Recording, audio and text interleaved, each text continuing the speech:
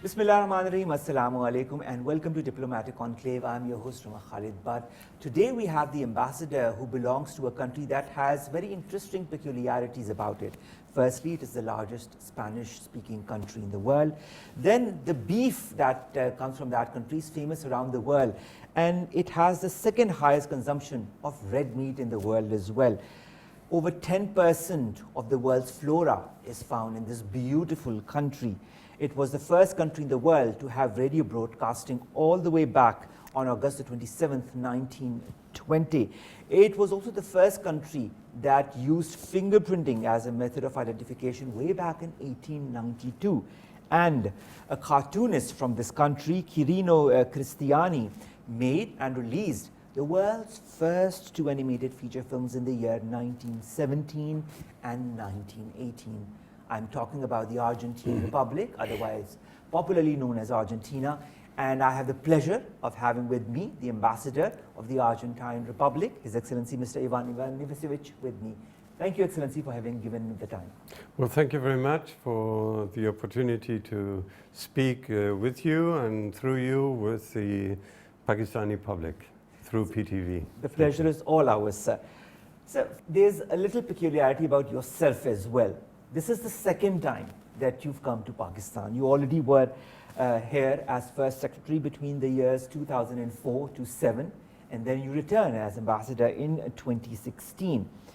How have you found Pakistan changing in these two tenures, and how has your experience been like in Pakistan? Well, the experience, I can only summarize it as being excellent and very enjoyable. I always felt welcome the first time and even more so the second time. My first experience was as DHM here, and we found a country which was going through changes towards democracy and was facing also a big challenge on the part of terrorism, especially after 2006. Even so, at that time I was able, with my wife and my younger son, to travel all around Pakistan, well, most of Pakistan, not Balochistan, but most of it. So we were able to visit and have a taste and enjoy the rich history of Pakistan and the beautiful landscapes of Pakistan. I mean, and we realized quickly that Pakistan has a huge tourist potential, which, given some right policies, can produce a great income for the economy of Pakistan. And since we came back in 2016, we found that the security situation had improved dramatically. And that even so after 2017, and of course that has opened up even more possibilities for the Pakistani economy and also for tourism in Pakistan. Now the thing is not only to ensure security, but also to develop those policies I mentioned to you in order to favor the construction of proper roads and also hotels, and basically I think most of all education of people, so that they can learn how to provide the right services for foreign tourists. That is so interesting. So you talk about tourism. In this government also, it has opened up the avenues for tourism. The e-visa policy has been introduced by the country in this very government. Also, tourism in Argentina, so it is characterized by so many different things, whether it be cultural offerings, its national assets. You've got millions of visitors flocking your country every year. It is one of the most popular destinations in Latin America after Mexico. What makes Argentina so popular as a tourist destination, and how can a country like Pakistan also take its example and kind of learn some of the tools of the trade, if I can put it? We have a very diverse landscapes and I wouldn't say cultures, but yes, cultural traditions, let's put it that way. So you can visit subtropical forests and the most incredible waterfalls at the moment, I think, in Latin America, which is Iguazu Falls, we share with Brazil.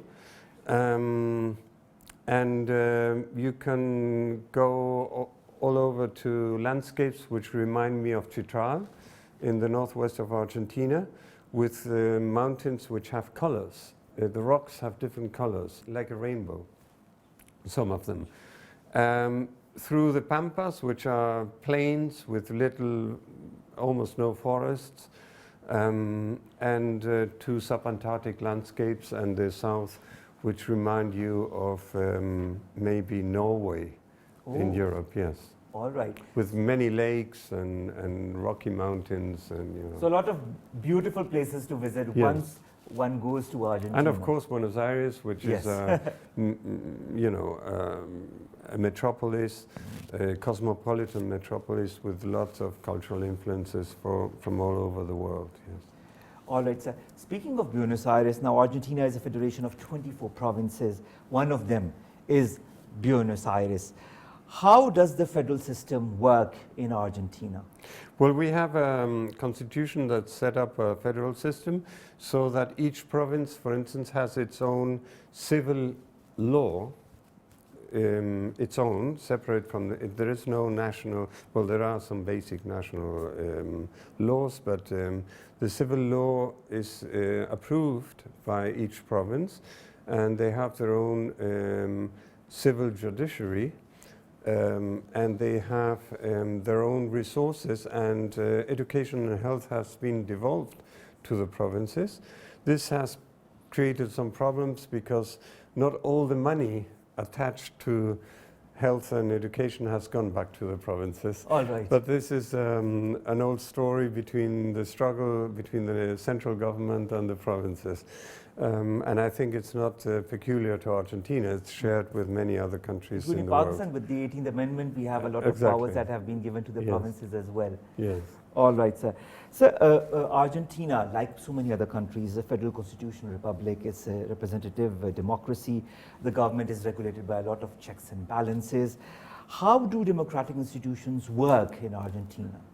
Well, we have a constitution that goes back to 1853. It has had a few amendments, the latest in 1994. The latest amendment created the province of the city of Buenos Aires.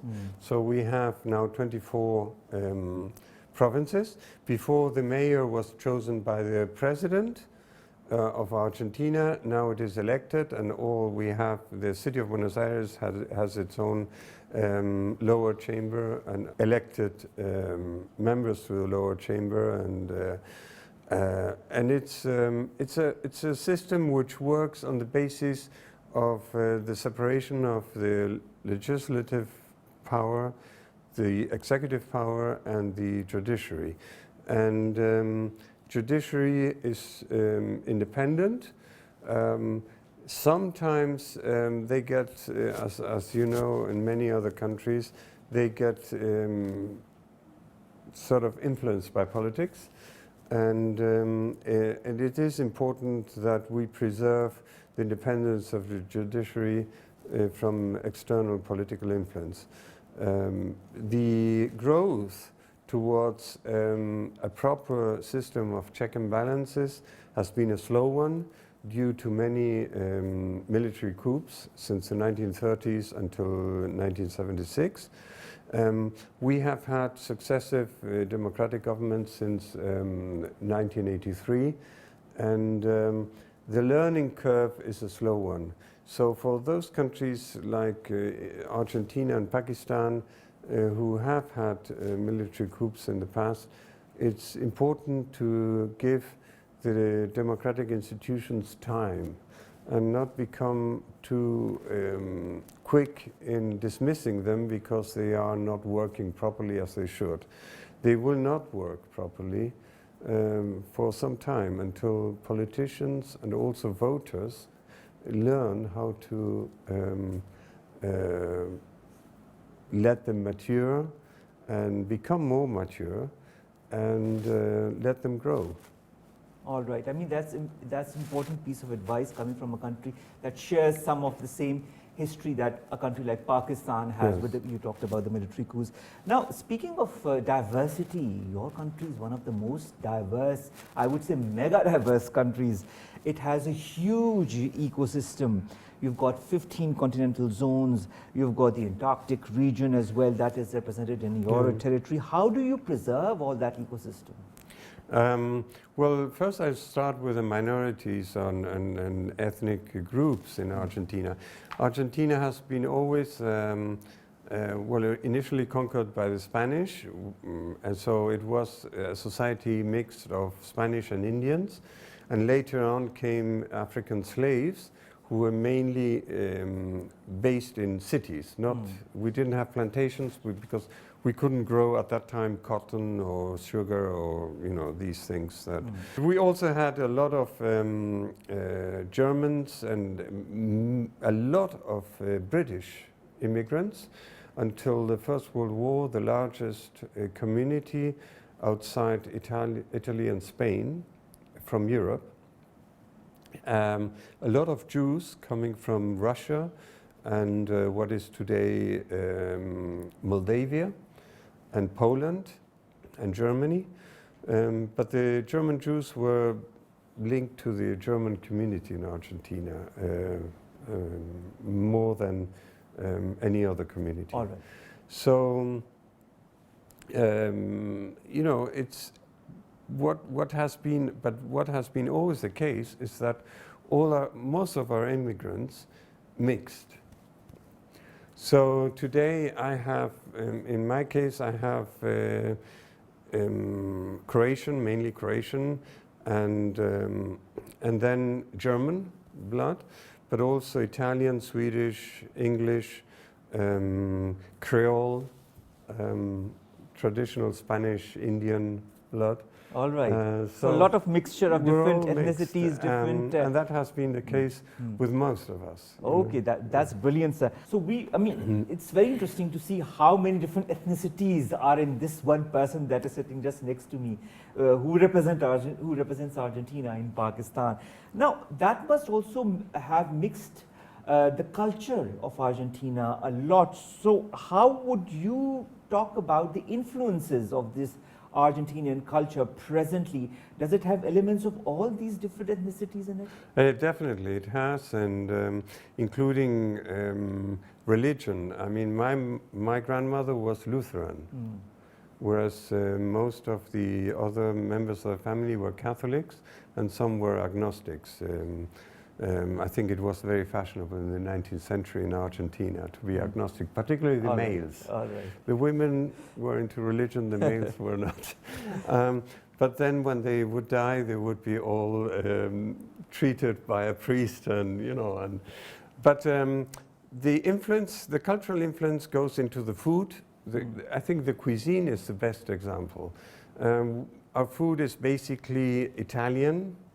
The influence of Italian food is huge, and traditional Creole, the barbecues, the beef, and English a lot. We eat, I mean, although many Argentines don't know it, we eat roast beef, like the English. We eat sandwiches, like the English. This English sandwiches are very popular. Shepherd's pie, plum pudding, and so many other dishes that come from England, and which we drink some English beverages, well, like black beer. All right. Really Irish, and so there is a strong influence also. But there are the empanadas, there's locro. And the empanadas are Arabic in origin. All right. Yes. They came to us through Spain. But they're Arabic, so that's why you have the samosas are a kind of empanadas. Oh. And these were brought by Arabic conquerors in the 8th century to Pakistan. All right. So we share this in common. Yes. All right, so that mixes and matches, so different cultures, different ethnicities give rise to different kinds of foods, different kinds of cultures, different kinds of music. Does it also reflect in your writers, because you've got Julio Cortázar as a very famous writer, you've got Jorge Luis Borges, you've got Alejandra Pizarrita as one of the very famous Argentinian writers. Do their writings also reflect the different cultures that have been present in Argentina? I think yes. Cortázar is well known for his short stories, and the short stories are about an Argentina that developed a very strong middle class at the beginning of the 20th century. Speaking of preservation, sir, your music is something that we listen to in Pakistan as well, whether it be tango, but there's also the Argentinian folk music. You talked about influences, Excellency. Your folk music also borrows from a lot of different influences like Native Indian, like European, like African music. Has it also evolved over the time since then, or does it remain only amongst those influences? Have other influences added to that music? There has been. The influences of Argentine folk music are linked to, in the north of Argentina, with Peru and the African influence of Peruvian music. Right. And also with Bolivia, with the Indian music. In the northeast, the strongest influence has been European settlers, Poles, Polish, and Germans, who brought polkas to that region. And so the classical instrument there is the accordion, which is not really a native instrument or Spanish instrument. In Buenos Aires, it's African through the tango and the milonga, and all the instruments are European, non-Spanish, violin, piano, bandoneon, which is a kind of accordion. Guitar, to a lesser extent, although initially tango was played with guitars. With the guitar as well. The music reflects all these different ethnic groups and cultures that populated Argentina. It has evolved into something else, sometimes with more success than others. I feel that fusion can provide new avenues, but sometimes becomes a bit like a stereotype, and is very much influenced by a view of music that originates in other countries, not in Argentina. So I prefer, for instance, I don't like too much electronic music in our folk music or in the tango. I wouldn't say ancient, but you like to preserve the real traditions of the folk music. No, I think you can work the harmonies, you can work different ways of playing traditional instruments, acoustic instruments. In general, I favor acoustic instruments. All right. In all types of music. Okay. And jazz is played with acoustic instruments, and you can have free jazz, which is very, very abstract, no melodies. Yes. And it's very avant-garde. Even people who listen to electronic music cannot listen to that. What about the Pakistani music? You must have heard such a lot of traditional Pakistani ethnic music in different regions. What do you feel? Which instruments attract you a lot? Which kind of music attracts you a lot? Well, I'm a great admirer of the tabla, of course. I think it's a fantastic instrument, very rich, and a lot of great ustads of tabla can bring incredible sounds out of it. I very much love sitar, and an instrument which has fallen behind in Pakistan, regretfully, is the bansuri. Yes. The flute. The flute. People don't play bansuri, and it's a fantastic instrument. And I also like, the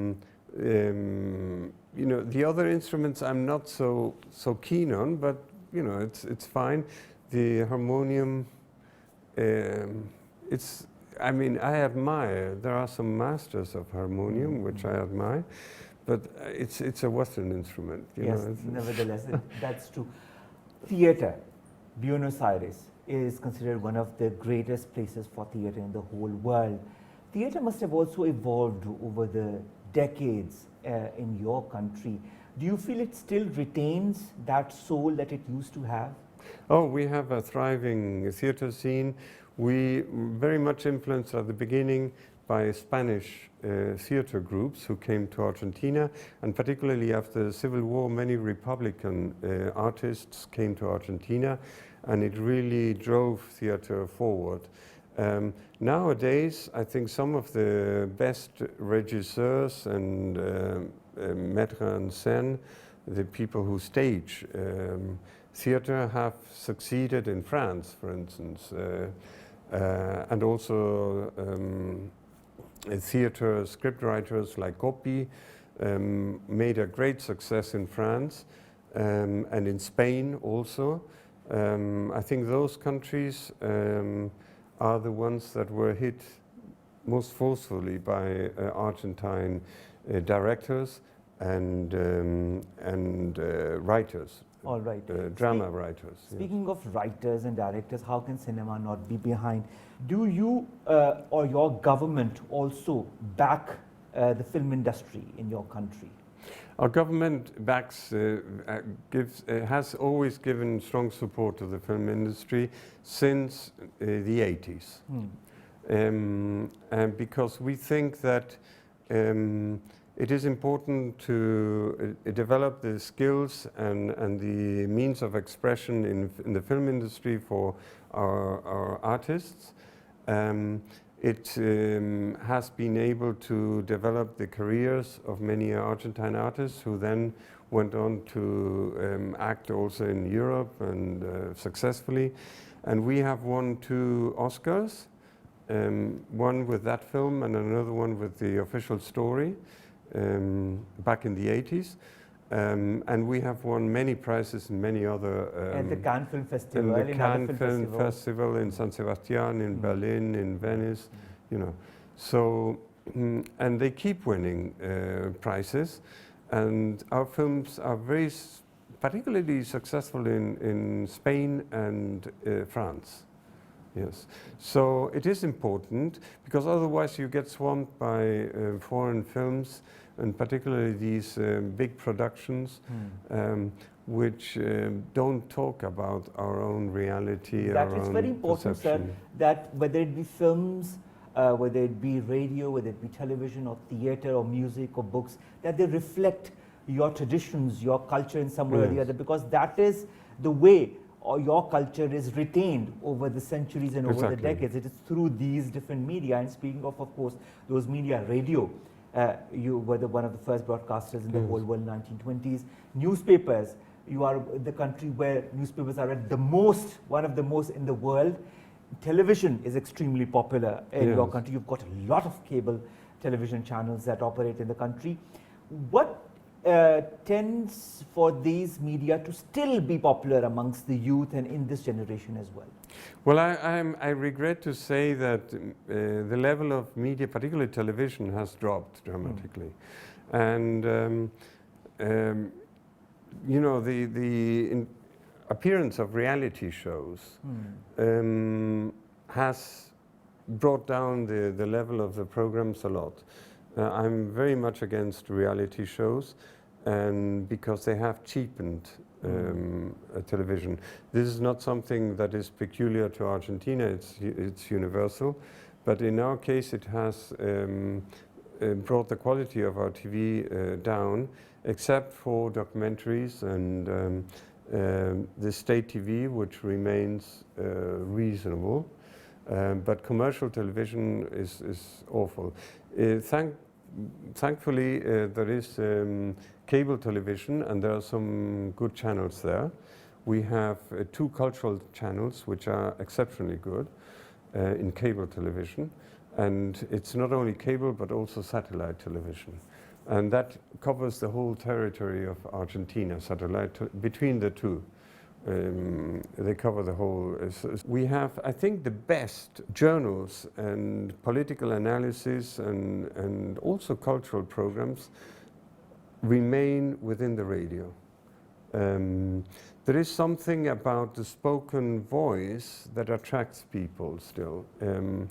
So radio is big in Argentina, even if television reaches everywhere. But that's very interesting because, you know, you began with radio in the world, Yeah. and it is a medium that is still very popular in Yes. the country.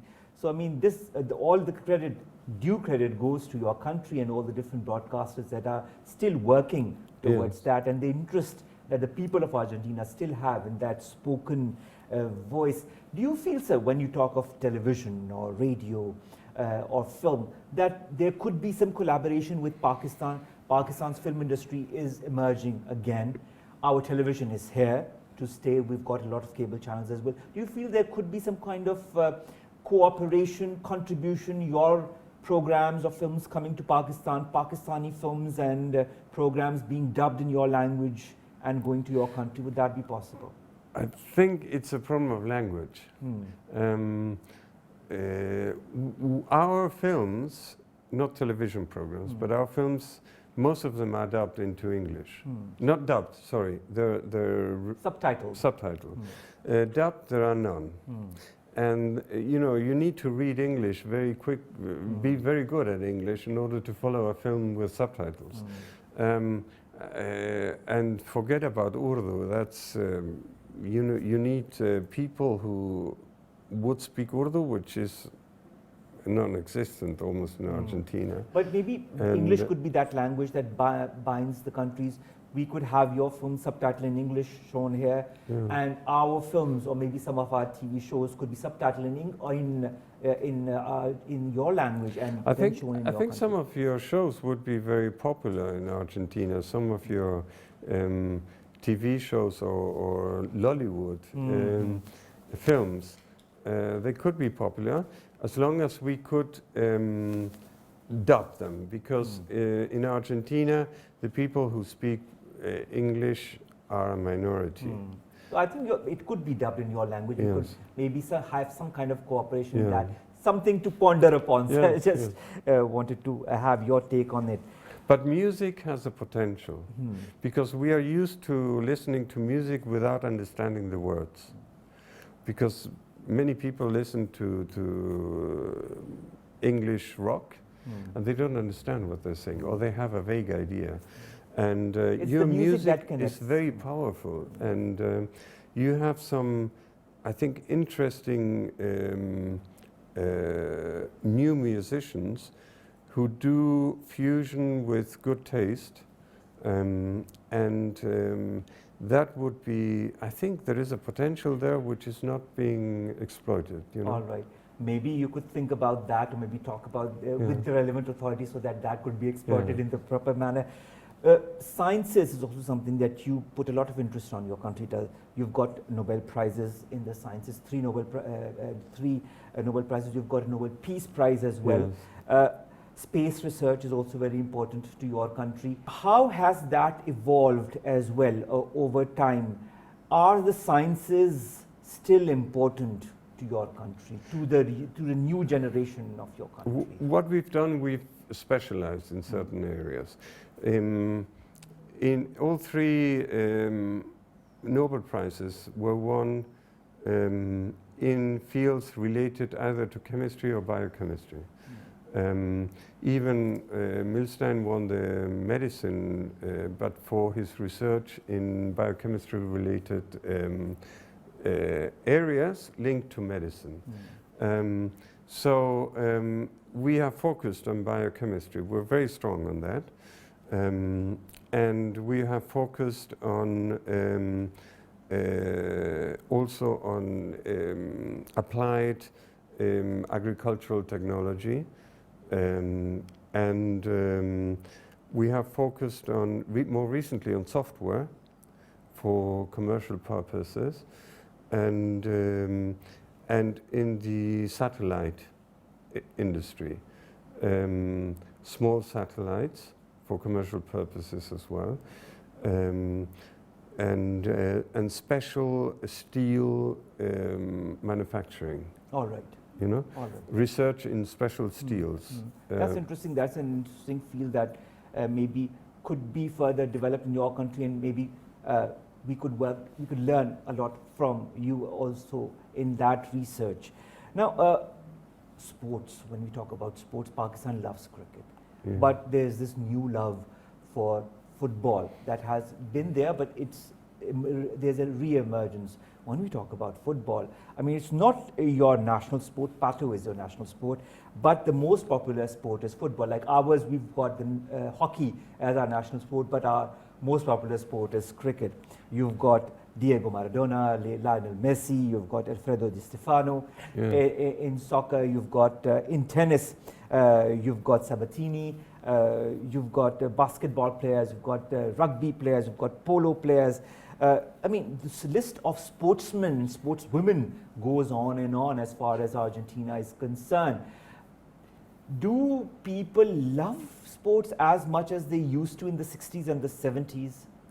I think even more. All right. We're a sporting nation. We're, we're a bit like the Australians and the New Zealanders, in the sense that sport has a very high status in Argentina. If you're a sportsman, you're recognized, even if you're not a professional. But when I was young, I was the son of a diplomat. I arrived to live in Argentina really when I was 13 years old. And I wasn't very good at football, you know. And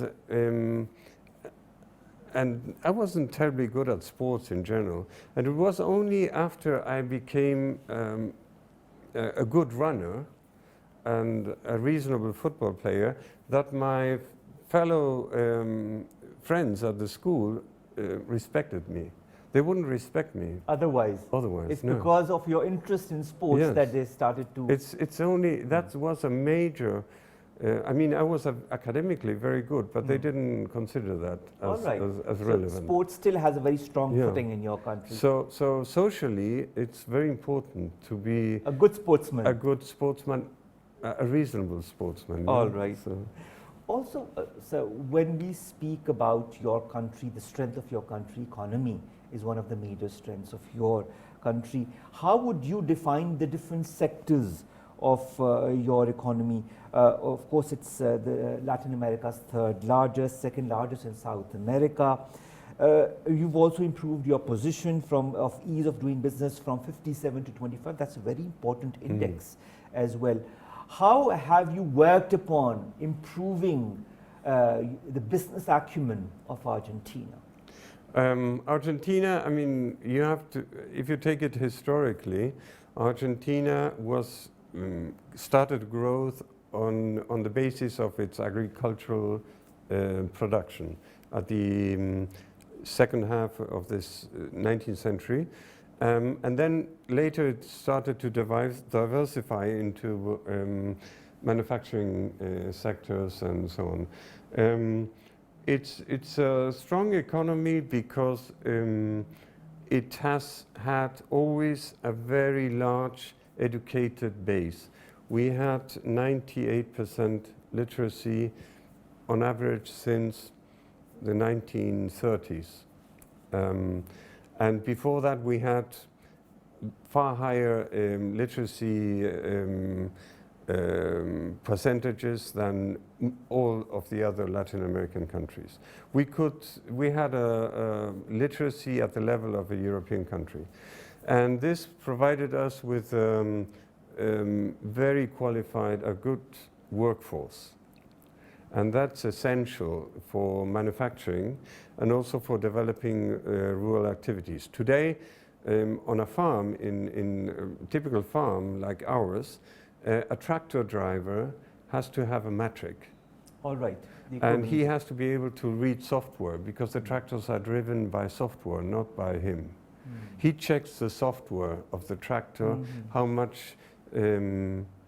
many grains are when he sows, how many grains are falling on each. So he has to be able to manage that software. apart from driving the So truck. education has always been very important. It's With very- 98% literacy rate, that is Yes. brilliant in a country like yours, and there must be a lot of emphasis on education as well. Sir, your foreign policy is also a very strong factor as far as your strength is concerned. How would you categorize the principles that govern it? The foreign policy has been, there have been many principles that go back over a century. One is neutrality in conflict. The second one is to solve conflict situations with bordering countries. We now have eliminated all sources of conflicts with bordering countries. And the third one is a consequence of this second one, which is the developing of a common market with the Mercosur countries and with other countries of South America which are associated to Mercosur. The fourth one has been a policy developed since 1983 and is a consequence of the violations of human rights during the last dictatorship in 1976 to 1983. So we had a very strong position regarding human rights, the promotion of human rights, and fighting human rights violations. And then I think those are the, politically speaking, there is a fifth one, which is the development of peaceful uses of nuclear energy and cooperation with Brazil, which was at one point our main competitor in nuclear development. All right, speaking of agriculture sector, of course, Pakistan is also a very stable agriculture sector and it thrives on its agricultural economy. Pakistan and Argentina have had bilateral... But sorry, having said this, we're very close to reaching an agreement, but we have been negotiating for 20 years. All Yes. right. So there's always a good end to all issues, isn't there? Especially in the case of Argentina. So you talked about agriculture. Pakistan is also an agriculture-based economy. Both countries have had a very solid relationship since 1951 when the diplomatic relationship was established. And the good thing, you talked about human rights. You've always stood by Pakistan when it talks about the right to self-determination for the people of Kashmir. Similarly, Pakistan has always backed you when it comes to the issue of Falkland Islands. How strong has this relationship been and how has it developed over the decades? Well, I mean, the relationship with Pakistan goes back to the establishment of bilateral relations in 1951, but we hoped to have them established in 1947, 48, but we were about to sign the notes establishing them when the Khalid died. And so the ambassador who was coming to Argentina to sign them had to go to Karachi, and so we postponed this for 3 years. After that, we always had a close, we shared positions with regard to Kashmir. We believe that self-determination applies to Kashmir and as to many other situations like that. And you have supported us in the Malvinas, the South Atlantic Islands, which the English call Falklands. We call them Malvinas, which was the original name because they were given by fishermen from Saint-Malo, from France. All right. And so the original name was Malouine, meaning the islands from Saint-Malo. And we call them Malvinas, and we hope that we will resolve this situation with the UK. The situation is not exactly the same as Kashmir because the original population was displaced from the islands between 1833 and 1840, and colonial population replaced them. So the principle of self-determination does not apply to the Malvinas. But having said this, we have this difference with the UK, but the UK has always been a major partner for Argentina in the economic field.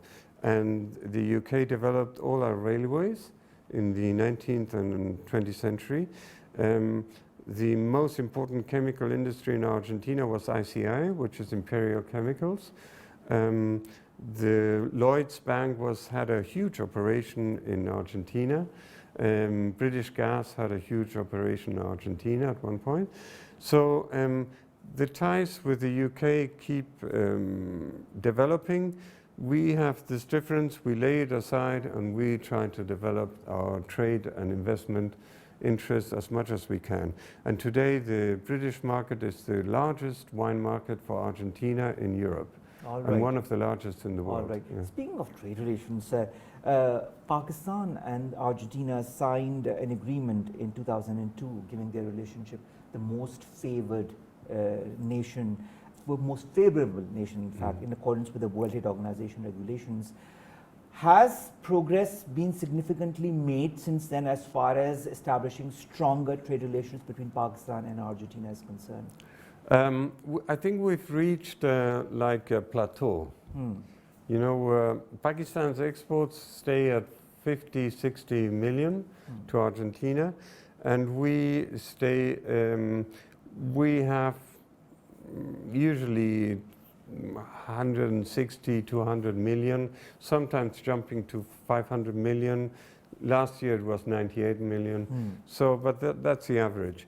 And the limitations basically are that we only export commodities to Pakistan, and Pakistan has lost participation in the textile market in Argentina to Bangladesh, Vietnam, and Indonesia, I think, maybe the Philippines, I don't know. And that is because Pakistan has lost participation in international markets for the ready-made clothings to these countries. All right. This has to do with the development of the Pakistan textile sector. But maybe that will change also with the coming times. Maybe, you know, trade relations are always, can always We adapt hope so, itself. yes, Can yes. always become better, Yeah. as we say. You export all our sports goods, and that, you know, all footballs, most of them, except the very cheap ones, are all Pakistanis. All They're right. the good quality footballs and rugby balls and basketballs and hockey stuff all comes from Pakistan. You know? All right. Speaking of trade relations, our president, the current president, Dr. Arif Alvi, has hoped that Argentina would extend its support for signing of a preferential trade agreement between Pakistan and Mercosur. How can Argentina help with that? Well, we helped, in fact, and it was under the Argentine presidency of Mercosur that Paraguay finally ratified the agreement with Pakistan. We cannot start negotiations unless all 4 members have ratified it, and Paraguay had not ratified it.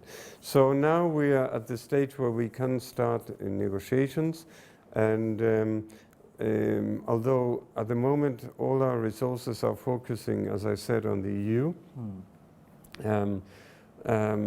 but I just hope and I wish that we start negotiations with Pakistan as soon as possible. All right, great. What about, you've also talked a lot about strengthening the public-private partnerships between Argentina and Pakistan. You've said that on more than one occasions in Pakistan. How important is that in your point of view? I think nowadays, I mean, both our economies are going through very difficult times. I don't need to talk about Pakistan because you know it quite clearly. I can only say that Argentina is going through a very hard time with inflation over 40% and fiscal and current account deficit. So the means of the state to engage in large infrastructure projects are limited. And there is only so much money the state has, and it has to be devoted to those projects which are very, very long term and which the private sector usually doesn't finance. But all other projects, we have to get the private sector involved. And Argentina has strong potential in the manufacturing of turbines for hydro projects and also for wind energy production. In the case of Pakistan, I guess you also have some potential in areas which should be explored in order to the energy potential, the wind energy, solar energy. Yes. These are the avenues which maybe Argentina and Pakistan could jointly work upon to establish those further in Pakistan. Well, we have been supporting an Argentine company that produces turbines in its contacts with Pakistan authorities, and we hope something comes out of it. It's not something easy because these are huge projects, very expensive, and so they're not decided from one day to the next. That is so true. Excellency, cultural visits, technical visits, cultural events that you've also undertaken during your tenure, how important are those also to strengthen bonds between countries, especially in the context of Argentina and Pakistan? Well, whenever we have organized some musical shows or exhibitions like these photographs you see there and here. Whenever we organize something like that, we ask the artists to either visit schools, Pakistani schools here, or the National College of Arts in Lahore, and give workshops and work with children. I think there is a dimension of education in diplomacy which is not so commonly explored on the part of embassies, and it has a huge potential because it provides opportunities for artists to share, or academics to share their knowledge with students and young children here in Pakistan and vice versa. And it's something which usually is consigned to the development programs. But I think the embassies earn a lot of exposure and projection by supporting also at an individual basis these kind of activities. To bring an artist here to Pakistan is very expensive. And once you have them here, they should not only perform for people, but they also should give workshops, enter the education system of Pakistan, and have a direct contact with the students of arts in Pakistan, and also Pakistani artists. The artist who produced these photographs, she's based in London, and she has now a regular contact with an NGO here in Pakistan, SPARC, Society for the Protection of the Rights of the Child. And she is starting to produce suggestions for education projects that can be carried out by teachers here in Pakistan through the internet, which is a wonderful tool for that. Of course, internet is that tool that also bridges countries that are very far off in a very short amount of time. How do you see, finally, sir, how do you first foresee the future of the relationship between Pakistan and Argentina? Do you feel more avenues could be looked upon? Do you feel the avenues that are already both countries are working on could be further strengthened? How further do you see this relationship solidifying in the coming years? Well, I have to say first that there is a common ground between Pakistan and Argentina. I don't know how it happens, but I must say that Argentines, when they come here to Pakistan, and I'm speaking of polo players, artists, and so on, they feel very much at ease in Pakistan. And Pakistanis who go to Argentina feel the same. So the human element, which is essential to any relationship, is there. You know? And so we have a very good starting point. How to develop this is basically by encouraging people in the private sector, people in the arts and culture to visit the country. We have a problem, which is the distance and the fact that Argentina, we're really at the bottom south of the Americas. And although you said that so many tourists go to Argentina, but I must say fewer than to Mexico or Brazil, because they're closer, basically, particularly Mexico. It's a major effort to go there. And for businessmen, they really think twice before covering that distance. Of course, it's a huge distance. It's expensive, it's tiring. You have a huge jet lag, a long, 20-hour trip, 18 hours only from Dubai to Buenos Aires, and then going to Dubai and waiting for the plane, and and these things. You go to Argentina, and maybe you can link it with operations in Brazil, maybe with Chile. But that's about it. You go to Europe for a Pakistani businessman, and he goes to Spain, to Italy, to France, and it's all very close. So a business trip to Europe is much more fruitful than going to Argentina or to Brazil. And this is a difficulty. We have to overcome that. And then there is the other thing of image. Argentina seems, the image is a faraway country, isolated in a way from the main avenues of the world. And Pakistan is a country that still suffers from this image of terrorism of a few years ago. And redressing that image in a way, the same way as in Argentina, redressing the image of a violent country with human rights violation is very difficult. It's something that takes many, many years. And so I found it very difficult to persuade businessmen to come to Pakistan. I've been trying to do, and I tell them, look, I feel safer in Pakistan than in many of the outskirts of Buenos Aires. Because in Islamabad there is almost no crime. No crime, really.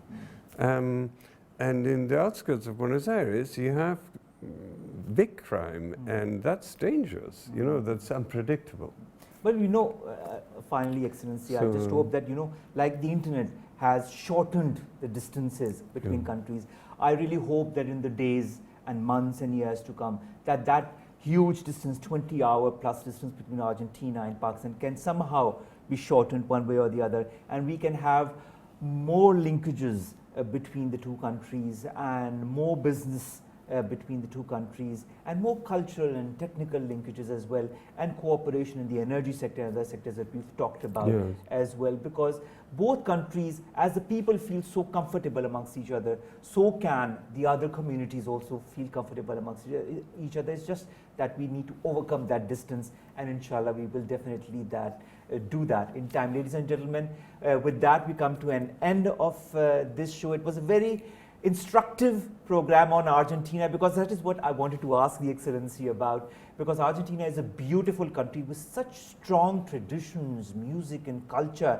and politics and literature, that I just could not keep myself from asking him those very important and interesting questions. And I really hope that we in due time get to benefit from each other in those very fields. Omar, Khalid bids you farewell from this episode of Diplomatic Enclave. We'll be back inshallah next week, same time, same channel.